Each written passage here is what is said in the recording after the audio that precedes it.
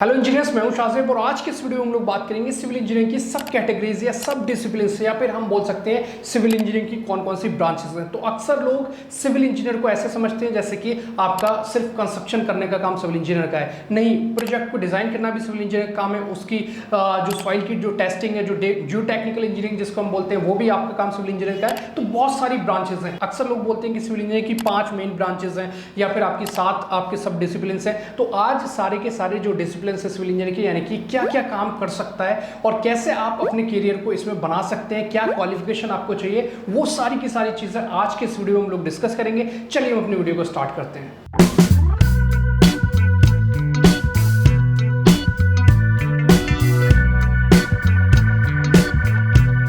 तो यहां पर हम बात करेंगे सबसे पहली कैटेगरी की। सबसे पहली कैटेगरी है आपकी मैनेजमेंट एंड कंस्ट्रक्शन इंजीनियरिंग, और इस कैटेगरी के बारे में आप सभी लोग जानते हैं। अगर कोई भी प्रोजेक्ट बन रहा है आपका, कोई आपकी बिल्डिंग बन रही है, कोई आपका हाईवे, ब्रिज या फिर कोई अदर स्ट्रक्चर बन रहा है, तो वहां पर जो लोग एग्जीक्यूशन करा रहे हैं वो आपके सिविल इंजीनियर्स कहलाते हैं। जो मैनेजमेंट कर रहे हैं वहां पर प्रोजेक्ट मैनेजर होगा, आपका जनरल मैनेजर होंगे, आपके सीनियर साइट इंजीनियर्स होंगे, आपके बिल्डिंग इंजीनियर्स होंगे, एस्टिमेशन इंजीनियर्स होंगे। तो ये सबसे ज्यादा पॉपुलर कैटेगरी है और इस कैटेगरी के बारे में सभी लोग जानते हैं। तो कोई भी स्ट्रक्चर बनेगा तो आपका मैनेजमेंट और कंस्ट्रक्शन इंजीनियरिंग वाली जो टीम है वो वहां पर अवेलेबल रहेगी। और सबसे ज्यादा करियर अपॉर्चुनिटी भी जो है वो इसी कैटेगरी में है, क्योंकि यहां पर जो है आपको बल्क में इंजीनियर्स वगैरह चाहिए रहते हैं। तो और हर प्रोजेक्ट में आपको मैनेजमेंट और कंस्ट्रक्शन की टीम चाहिए होती है। तो ये कैटेगरी सबसे ज्यादा पॉपुलर कैटेगरी है और आप सभी लोग इस कैटेगरी के बारे में जानते हैं। नेक्स्ट कैटेगरी जो है वो है हमारी स्ट्रक्चरल इंजीनियर। अब आप देखते हैं कि जो भी आप बिल्डिंग बना रहे हैं, जो भी आप हाईवे ब्रिज बना रहे हैं या फिर आप ओवरहेड वाटर टैंक बना रहे हैं, कोई भी आप प्रोजेक्ट बना रहे हैं, तो उसके पहले वो प्रोजेक्ट डिजाइन होकर के आया है। यानी कि आप साइट पे देखते हैं कि जो सिविल इंजीनियर है वो सिर्फ एग्जीक्यूशन करा रहा है, यानी कि जो साइट इंजीनियर वो एग्जीक्यूशन करा रहा है, या फिर जो एस्टिमेशन इंजीनियर है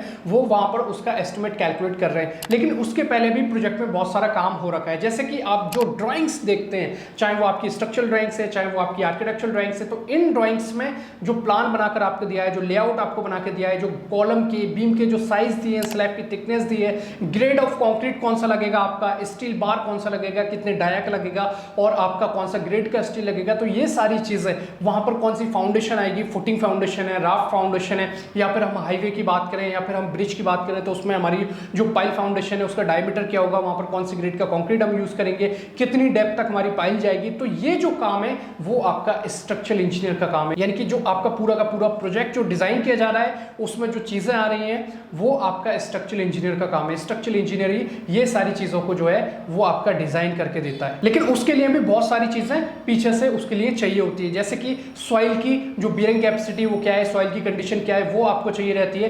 तो ये किसका काम रहता है, ये आपका दूसरी ब्रांच का काम है। इसको भी हम आगे डिस्कस करेंगे। तो यहां पर हमने देखा कि सबसे पहली कैटेगरी जो है वो हमारी सबसे पॉपुलर कैटेगरी जो कि हमारी कंस्ट्रक्शन मैनेजमेंट की है, और इसके लिए आपने अगर ग्रेजुएशन कर रखा है, आपने बीटेक कर रखा है सिविल इंजीनियरिंग में, तो आप इजीली अपने करियर को बूस्ट कर सकते हैं इस कैटेगरी में। लेकिन अगर हम स्ट्रक्चरल इंजीनियर्स की बात करते हैं तो स्ट्रक्चरल इंजीनियर के लिए आपको करना पड़ता है एमटेक, यानी कि आपको पोस्ट ग्रेजुएशन में जाना पड़ता है और इसके बाद ही आप एक सर्टिफाइड स्ट्रक्चरल इंजीनियर बन पाते हैं। और यहां पर साथ के साथ आप देखेंगे कि हर एक कैटेगरी में, हर एक प्रोजेक्ट में सिर्फ एक कैटेगरी इन्वॉल्व नहीं होती है। एक प्रोजेक्ट को लेकर के बहुत सारी कैटेगरीज, बहुत सारी जो सब डिसिप्लिन्स हैं वो इन्वॉल्व होते हैं। अब जैसे हमारी नेक्स्ट कैटेगरी जो है वो हमारी ट्रांसपोर्टेशन इंजीनियरिंग है, और जब हम ट्रांसपोर्टेशन इंजीनियरिंग की बात करते हैं तो इसमें आपके हाईवेज, एक्सप्रेसवेज, इन सभी चीजों को जो डिजाइन किया जा रहा है, इन सभी प्रोजेक्ट्स को जब डिजाइन किया जा रहा है तो यहाँ पर यह ध्यान रखा जाता है कि जब कभी भी कोई हाईवे, एक्सप्रेसवे बनाया जाएगा तो उससे ज्यादा सिटी जो है वो आपकी कनेक्ट की जा सके, आपका सेफ ट्रांसपोर्टेशन किया जा सके, चाहे वो पीपल का हो या फिर आपका गुड्स का हो,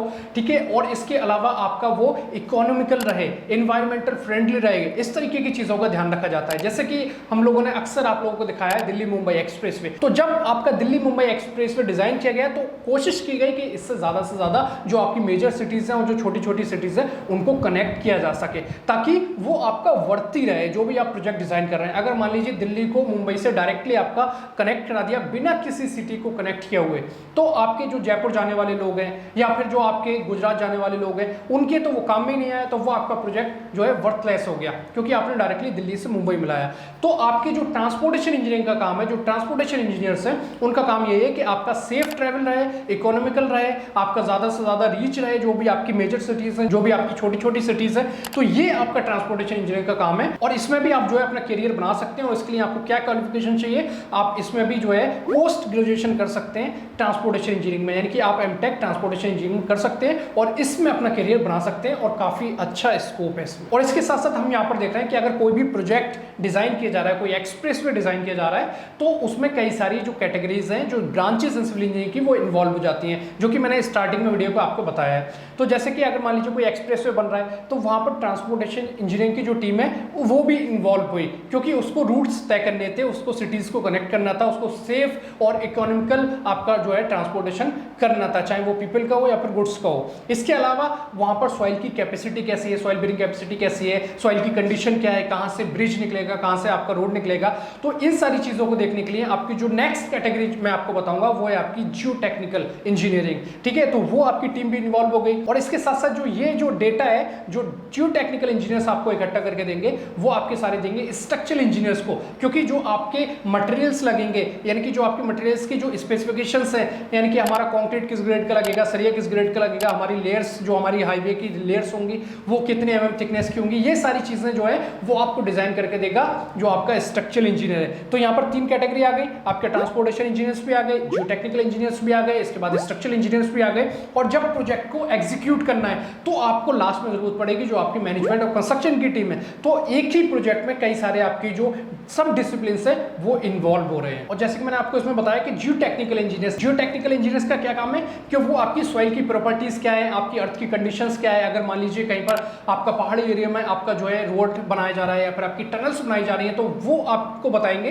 कि वहां पर जो रॉक है वो आपका हार्ड रॉक है या फिर आपका ऑर्डिनरी रॉक है, क्या क्या आप चीजें वहां पर कर सकते हैं। उसके बाद स्ट्रक्चरल इंजीनियर का काम रहता है कि वो आपके प्रोजेक्ट को उस तरीके से जो जियो टेक्निकल इंजीनियर्स जो डेटा कलेक्ट करके दे रहे हैं सॉइल को लेकर के या फिर आपके रॉक को लेकर के, उस तरीके से आपका जो प्रोजेक्ट है वो डिजाइन किया जाता है। और अगर आपको जियो टेक्निकल इंजीनियरिंग में भी आपको करियर बनाना है तो इसमें आप एमटेक कर सकते हैं इन जियो टेक्निकल इंजीनियरिंग और आप अपने करियर को इसमें बूस्ट कर सकते हैं। इसके बाद जो हमारी नेक्स्ट कैटेगरी है वो है हमारी इन्वायरमेंटल इंजीनियरिंग, यानी कि जो इंजीनियर्स यहाँ पर जो इन्वायरमेंटल इंजीनियरिंग में काम कर रहे हैं उनका काम है कि आपका जो वाटर मैनेजमेंट है, जो वेस्ट वाटर है उसका मैनेजमेंट करना, उसकी रिसाइकलिंग करना, आपका जो वाटर और एयर है उसका प्योरिफिकेशन करना, यानी कि जो ह्यूमन हेल्थ को लेकर के जो चीजें उनका वहां पर ध्यान रखना। किसी भी प्रोजेक्ट में जो है आपके एनवायरमेंट को कोई हार्म ना हो, उन चीजों का जो ध्यान रखना है वो आपका एनवायरमेंटल इंजीनियर का काम है। और अगर आप इसमें भी अपना करियर बनाना चाहते हैं तो अगर आपने बीटेक किया हुआ है तो उसके बाद आप एमटेक कर सकते हैं इन एनवायरमेंटल इंजीनियरिंग और इसका जो है अच्छा स्कोप है आज के टाइम। इसके बाद जो हमारी नेक्स्ट कैटेगरी है वो है हमारी कोस्टल इंजीनियरिंग। कोस्टल इंजीनियरिंग के बारे में आप लोगों ने बहुत सुना होगा, यानी कि जो आपके पोर्ट्स बनाए जा रहे हैं, हार्बर्स बनाए जा रहे हैं या फिर आपको नेविगेशन फैसिलिटीज देनी है, तो ये सारा जो काम है वो आपका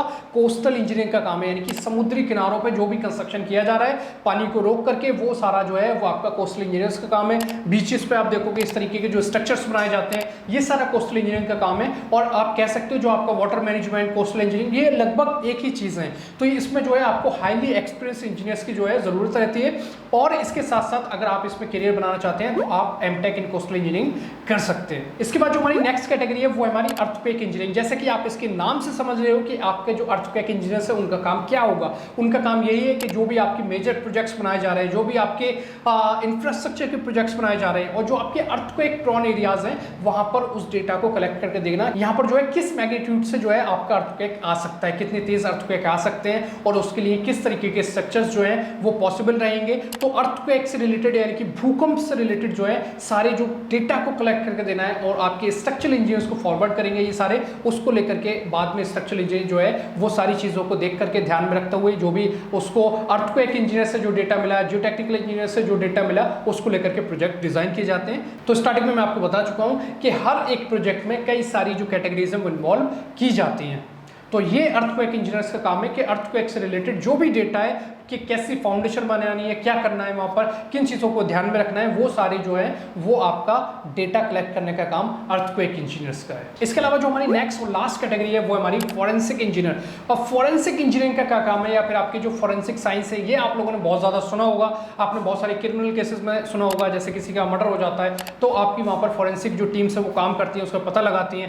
या फिर आप लोगों ने बहुत सारी मूवीज़ में, बहुत सारी वेब सीरीज मूवीज में इसको सुना होगा, फॉरेंसिक इंजीनियरिंग, यानी कि वो पता लगाते हैं कि किस तरीके से ये कोई भी जो घटना हुई है उसकी क्या वजह रही है, फॉरेंसिक इंजीनियरिंग। तो इसी तरीके से जो आपका सिविल डिपार्टमेंट है, यानी कि जो आपका कंस्ट्रक्शन का डिपार्टमेंट है, इसमें भी आपकी फॉरेंसिक इंजीनियरिंग होती है और इसके लिए आप forensic engineering in applied civil engineering से कर सकते हैं, या फिर आप MTech in structural forensic engineering कर सकते हैं। इसमें आप अपना करियर बना सकते हैं। इसमें फॉरेंसिक इंजीनियर जो सिविल में होते हैं उनका क्या काम होता है, उनका काम होता है कि अगर आपको कोई स्ट्रक्चर फेलियर हो जाता है, कोई आपकी बिल्डिंग गिर जाती है, बिल्डिंग बनने के बाद गिर गई या फिर बिल्डिंग ड्यूरिंग कंस्ट्रक्शन गिर गई, तो इस तरीके के जो आपके जो हादसे हो जाते हैं, आप देखते हो कि आपके जो डैम है वो पूरे बह जाते हैं अगर फ्लडिंग हो जाती है, तो इस तरीके की जो चीज़ें होती हैं वो आपका काम होता है फॉरेंसिक इंजीनियर का, कि वो पता लगाएंगे बाद में स्ट्रक्चर फेलियर के बाद कि उसकी क्या वजह रही, किसकी गलती हो सकती है, कौन वहां पर रेस्पॉन्सिबल है। तो ये सारा जो काम है वो आपका फॉरेंसिक इंजीनियरिंग का काम है। तो इसमें भी आप अपने करियर को बूस्ट कर सकते हैं, अपना करियर इसमें बना सकते हैं, इसमें भी जो है आपका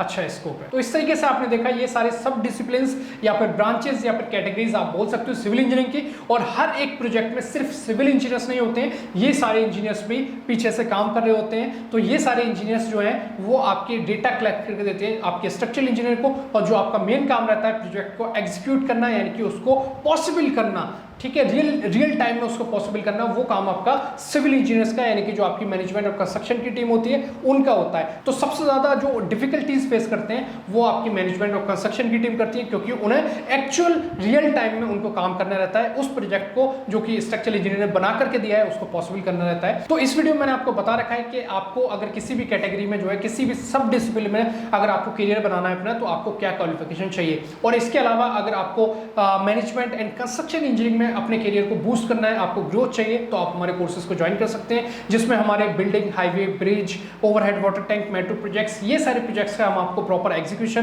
प्रॉपर आपका जो एस्टिमेशन है, बिल्डिंग इंजीनियरिंग है, ये सारी चीजें हम आपको सिखाते हैं, इनकी कॉस्टिंग सिखाते हैं। तो आप हमारे कोर्सेज को ज्वाइन कर सकते हैं। आप चाहें तो ऑफलाइन कोर्सेज को ज्वाइन कर सकते हैं, आप चाहें तो ऑनलाइन लाइव कोर्सेज को ज्वाइन कर सकते हैं, और हमारे हर महीने जो है बैच शेड्यूल किए जाते हैं। अगर आपको इसके बारे में डिटेल में चाहिए तो आप यहाँ पर नीचे दिए गए नंबर पर कॉल कर सकते हैं। इसके अलावा आप हमारे प्री रिकॉर्ड सेशंस को ज्वाइन कर सकते हैं, जो कि हमारा CPL पैकेज है, जो कि हमारा काफी पॉपुलर पैकेज है। उसके लिए आप हमारे रीइंफोर्स एप्लीकेशन को इंस्टॉल कर सकते हैं, और अगर आपको बाकी कोई भी इंक्वायरी चाहिए तो आप हमारे नीचे दिए गए नंबर पर कॉल कर सकते हैं। तो अगर आपको वीडियो अच्छी लगी तो वीडियो को लाइक कीजिए, वीडियो को शेयर कीजिए, हमारे चैनल को सब्सक्राइब कीजिए। मिलते हैं नेक्स्ट वीडियो में, तब तक के लिए थैंक यू सो मच।